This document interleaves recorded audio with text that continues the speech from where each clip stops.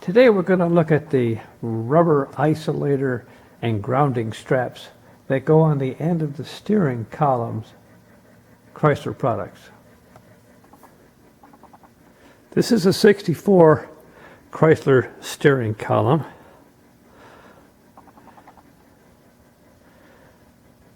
The end of it has this spade end of it.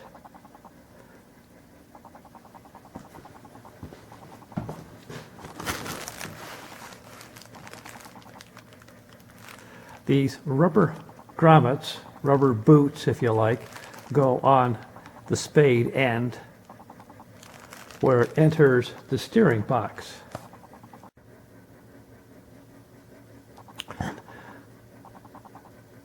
In order for the horn to blow, it has to be grounded. The wire comes off of the horn circuit at the relay and runs up the steering column, either inside the steering column or on the outside. 64 and probably 63, they don't run it up the inside. 62, for example, they do run the wire up the inside. But in any case, in order for the horn system to work, the switch looks to ground. Well, if you put rubber on the end of your steering column, you're going to insulate it from ground. So you need to get a copper piece, which is what you see here, that will connect the spade section of the column to ground. Now this piece is pretty well beat up.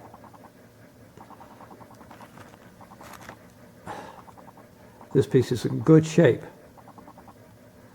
On the inside of this piece, you will find two of these plastic insulators. I think they're for strength. And copper pieces. The copper piece will contact the spade end and then come out the bottom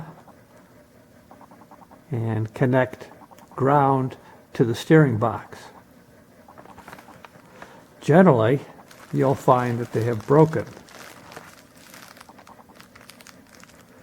So, the piece looks like this originally.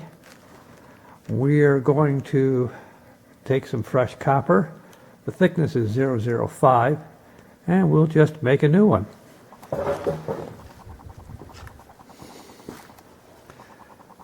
There you go, copper shim stock.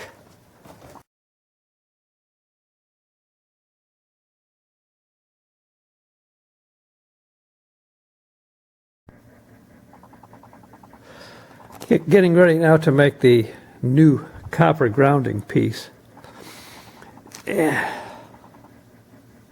So that hole that you see there needs to contact the raised portion that you see inside here. And then how much further it sticks up really doesn't matter. The width of the copper piece is determined by the distance of this copper slot.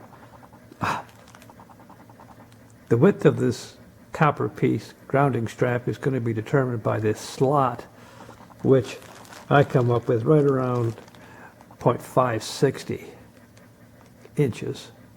And then the copper bends up this way and then rolls up into here. And how far it sticks up, I don't think really matters too much. So more is probably better. You can see on this old original, it didn't stick up more than a little bit.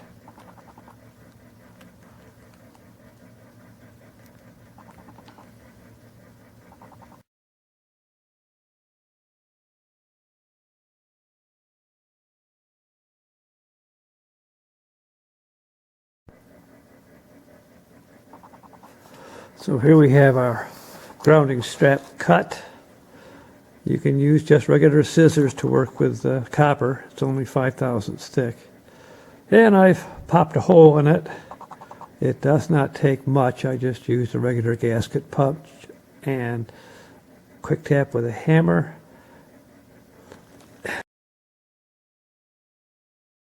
And that is ready to go in here. It's too long. We'll just trim it once we've installed it. So the first thing that goes back in are the plastic insulators.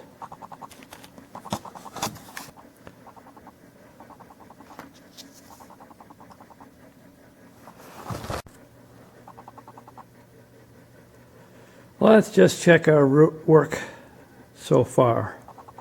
We've got our ohm meter hooked up to check for ground.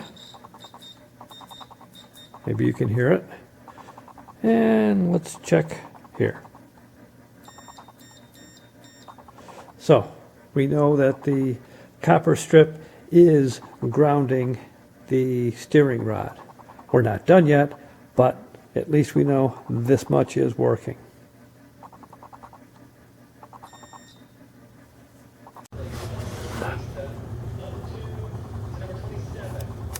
So we're going to be installing the steering shaft into the steering box.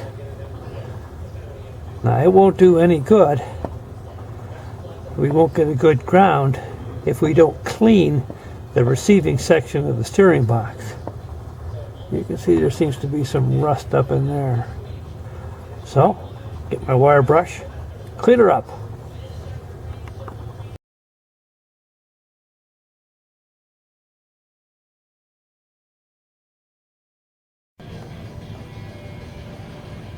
A note on steering shaft installation. Make sure you have your front wheels facing forward at 0 degrees, because there's a top and a bottom side to the steering shaft, and if you put it on wrong, you end up with your steering wheel upside down driving straight ahead.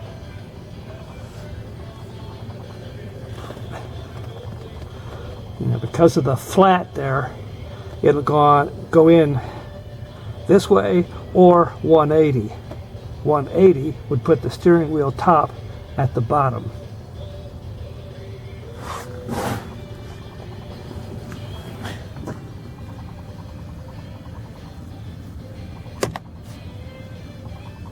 See the groove?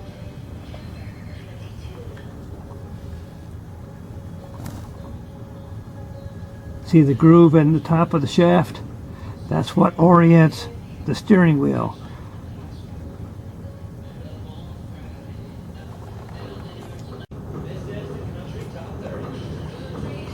Now with the steering shaft installed, now take your continuity meter and check to see that you have ground to, I don't know, anywhere on the frame.